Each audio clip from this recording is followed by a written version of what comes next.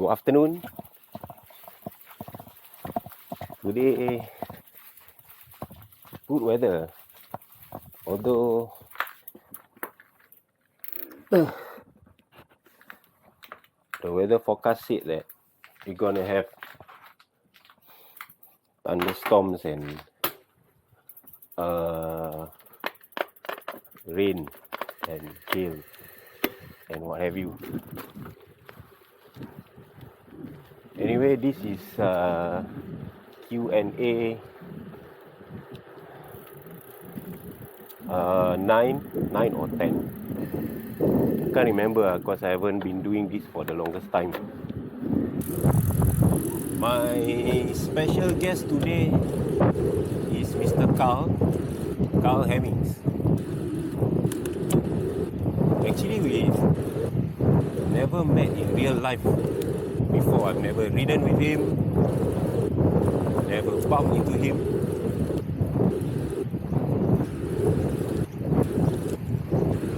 But we became friends on Facebook, I think. And we are in a few cycling Facebook groups in Melbourne, so that's how we communicated. Just waiting for him to arrive. He's here guys. Hey Carl, how are you, man? Please introduce yourself to the people of the internet. Hey Norsham, it's Carl Hemmings. Finally got around to do a bit more of the interview. Yeah, well, this is at our park on the back of our house. Lovely spot. Okay, getting back to me. Carl Hemmings, late 50s, born in England, came here when I was 1 year old to Australia. Family man, one wife, one 14-year-old son, 2 dogs, and yeah. Hello, friendly people here. Thank you so much for joining me in this question and answer session. Let's get to it. How many bikes do you own? 1, 2, 10. How many bikes? Well, the bike I'm riding is an old Trek. Actually, my wife's been using it as a stationary trainer. It's got front suspension, so it's quite handy just to cruise around on. Pretty heavy though.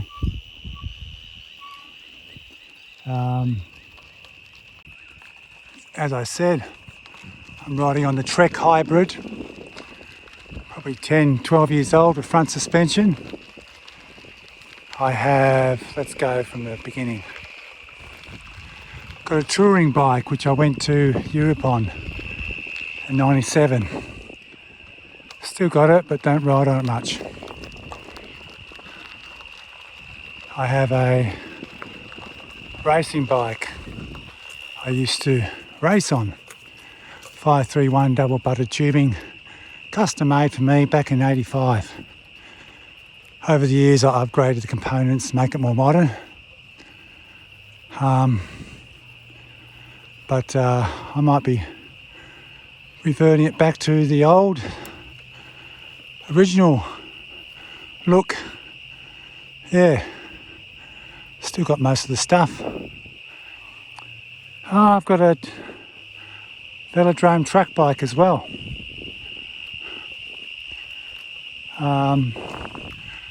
Made by Bob Farley, 531 double butted tubing. Haven't read that for ages. It's a fixie, a proper fixie, before fixies were invented. What else? Oh yeah, got a Bike Friday, folding performance bike. Well, I got two. When I went to Europe, I ended up buying one of those so I could take my bike on trains, fold it up, because I heard you couldn't take them on some trains. So that's nearly 24 years old, still going. And then I got another Bike Friday, 8 kilos lightness, and it's got Campagnolo Chorus 11 speed on it. Lovely bike. I've just got to adjust a couple of things because it's a bit stretched out for me now. Since having cancer in 97, I'm not as flexible. So, yeah. A mountain bike, oh yeah. ATX Giant, ATX 780. Bought 95, still got that. That's a good truckster, heavy though. 14 kilo, 15 kilograms with everything on it. But it's reliable. It'll get you home, that's for sure. Steel is real. Bikes, man. I'm sure that you ride more often than I do. So which are your favourite trails here in Melbourne? I'm sure you're more experienced than me. So you asked what's my favourite trails? Without a doubt, when I lived in Ringwood East, it would have been the Mullum Trail. I've sort of lived next to it the last 30 years. Sort of moved around it, but always not far from it. So yeah, it'd only take me 5 minutes from home to get onto the Mullum, and then I'd be in pristine bush above the tunnel, where the tunnel would go underneath the East Link, the cars, and head towards the city. Yeah, I used to go out something like this time of night, winter, which would be 7 o'clock or something, and just get out and to the bush and hear the owls and the kookaburras, like we just heard, calling in the night. Well, saying good night to the night. Yeah, but other times when we used to walk to school when my son was in primary school, I used to go with the bike, walk with the bike, and then drop him off at about 9 o'clock, hop on the train to Ringwood East, and go to the city, or inner city, and do a lap of the Capital City Trail. Used to love that. It's a bit iffy now. Going to be attacked by a dog?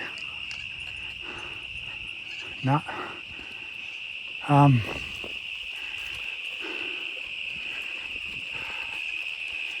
Sorry, I lost my train of thought looking at the dog.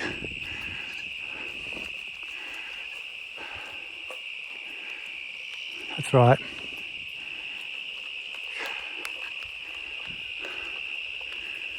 Catching the train to the city, doing a lap of the Capital City Trail, and then jumping on the train back before 2 o'clock, before the school kids are on the train, to get back to pick my son up by 3:30. From your post on Facebook, what I read that you are cancer survivor. So when did this happen and what was your experience? I'm sure it's tough. So you asked me about my cancer experience. Well, it all started back December 2006. I had a lump under my jaw and like the glands, and it wouldn't go down after a month. Went to doctors, got some tests done, ultrasound, and I had to wait until first week of January 2007 where they said, oh, you've got lymphoma. And I didn't know what that was. He goes, oh, it's okay. 30 years ago we couldn't do nothing, but things have advanced and we can it's treatable. So I'm going, oh yeah, good. Oh, we're sending you to the specialist this afternoon. So, oh, gee, that's a bit urgent. Told my wife and she knew all about it. She was all upset. Anyway, so I was already booked in to do the Alpine Challenge. And yeah, ready to do that. Because I did it 2 years beforehand. I was ready to do the big one. But so I was ready to do the Alpine Classic, Audax Classic, which is 200 k's from Bright, Taronga Gap, Mount Beauty, back over Bright, then up Mount Buffalo. It's got like 5,000 k's of climbing. Anyway, cut a long story short, I started, but the heart wasn't in it, and I had chemotherapy a week and a half later. So I thought I'd better listen to my body and just take it easy. So I had chemo, got rid of the non-Hodgkin's lymphoma, or mantle cell lymphoma is the subgroup of it. And that's pretty hard going. I think I lost my hair that time. And then it come back 18 months later. So more chemo, went away, the cancer went away, and then while I was in remission, I had a stem cell transplant of my own stem cells, which I had collected earlier. Passing. So, yeah, stem cell is like having chemo again, because they've got to kill your immune system off to put your new one back in. God, look at that. It looks like we're in the Murray River. Beautiful. So I am getting distracted. It's the first time I've seen this. From this side, the new track. I'm really impressed. Yeah, so the stem cell transplant, you've got to have chemo to kill yourself off, kill your immune system off, and then they put then they put your stem cells back into you, your clean ones, and you just pray and hope that they will graft back again, and you have an immune system. So each day you get blood tests, and you look at the results, and hopefully they start off with 0 white cells, and each day nothing, and you just keep hoping, and yeah, finally it goes like 0.1 white cells, 0.2, and the good news was it just kept going up, so that was good. So September 2009 I had my stem cells transplant and everything was good. They gave me this maintenance drug to help me fight cancer cells called Mabthera, but I had a reaction. And in June 2009, basically, long story short, my duckies. my white cells went to zero and I got infection, and then multiple organ failure. I had sepsis and colitis, and I had to be put in isolation at Maroondah Hospital, so I couldn't get any more infections, but it was probably too late because, as I said, I had sepsis and colitis. And then I was starting to get multiple organ failure, heart packing up, liver, kidneys. I was going downhill basically. So they put me in a coma so my body would hopefully rest and try to repair itself. After 12 days I woke up, didn't know where I was, had some weird dreams, so realistic. All the chemicals to keep you alive give you some sort of nightmares and dreams. I even I thought my son had drowned in the water at the beach. I saw him floating, dead. So when I woke up, had tubes down my throat, being ventilated, couldn't speak. So I had to point to some letters and spell them out, and I said, my son. Well, I didn't say, I'd spelt out. Lachlan, dead. Luckily my wife goes, no, he's okay. He had his birthday party while you were asleep. All is good. So that was a good thing. Yeah, so on that happy note.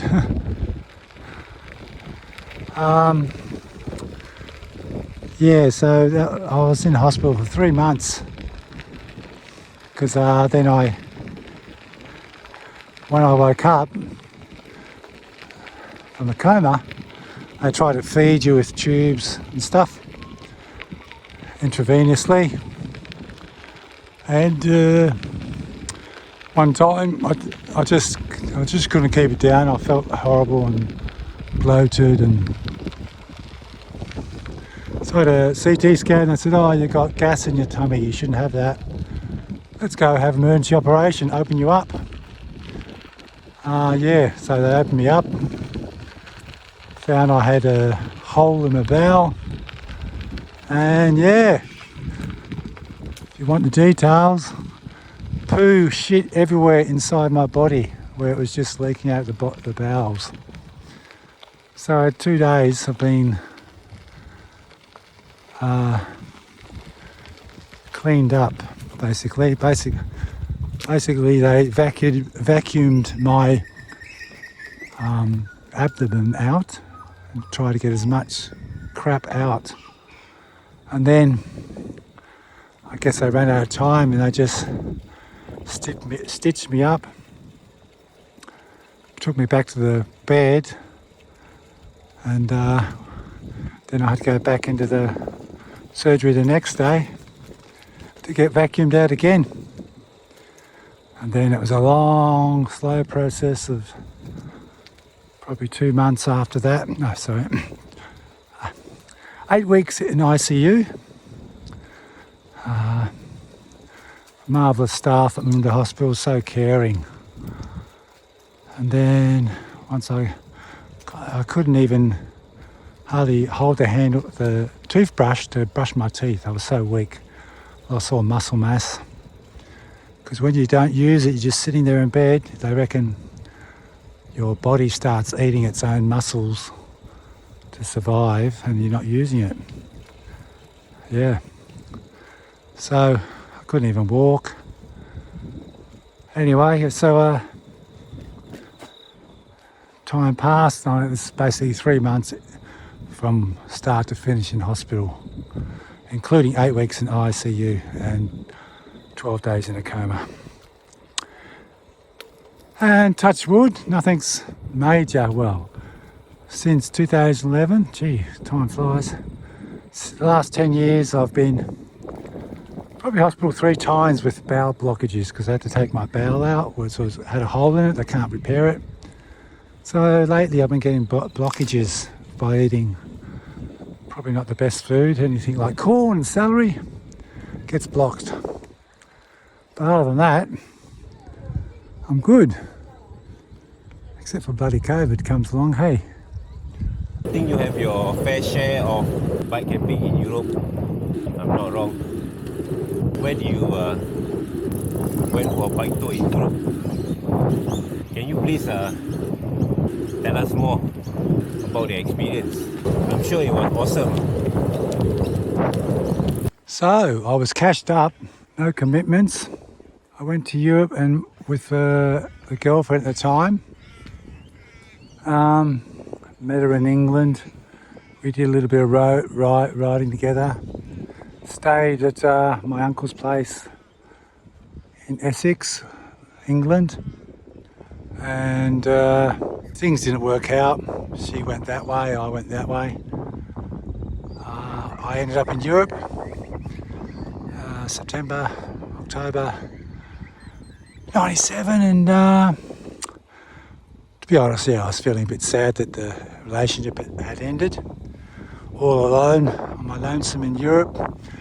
Luckily I had a contact I met when I was cycle touring in Perth, WA, German guy, Torsten, and he gave his number, and when I called him, he says, come on down to Bonn, Germany, the capital of Germany at the time.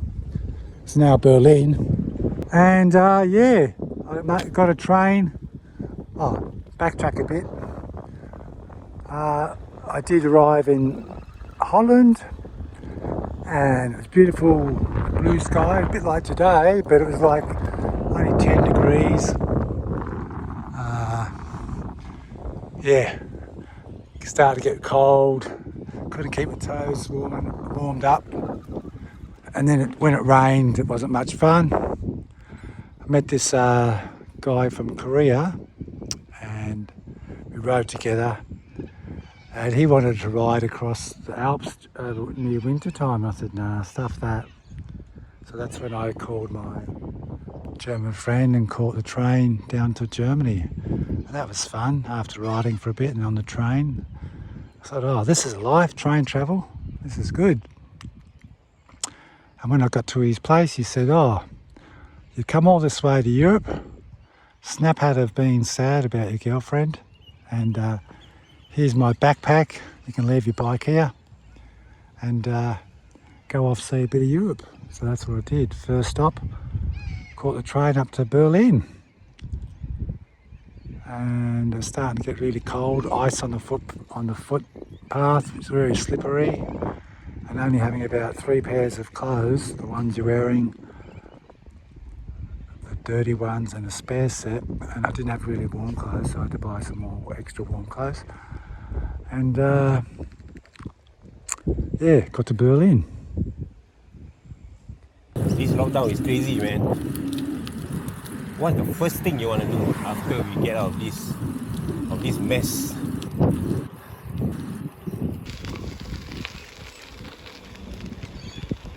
Well, I was itching to get up to the Mount Dandenongs, Dungala Road, Dungala Homestead Picnic Ground. Nice little gravel climb. I think you've done it, haven't you not? Yeah, well, when it did open up, that's what I did, because it's only a 8-kilometre ride to the base of the Dandenongs from my house in Croydon East. Yeah, so tell me, what did you do? I think I just want to go for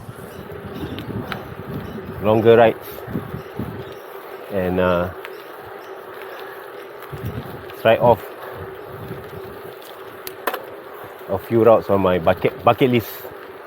Alright, I think it's about time to head home.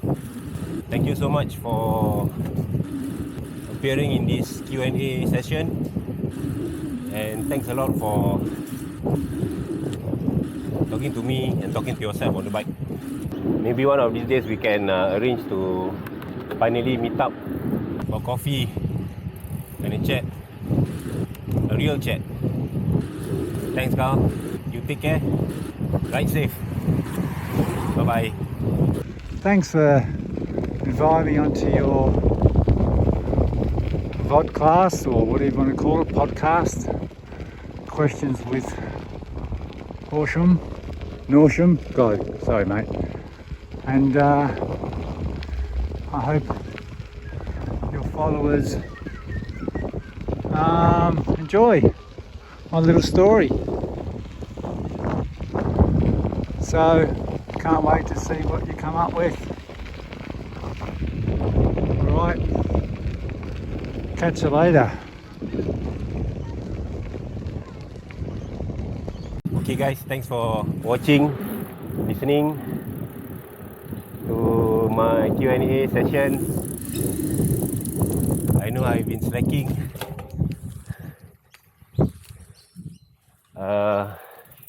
You guys take care. Stay safe. Stay healthy. And don't forget to bathe in the morning, of course. Bye bye.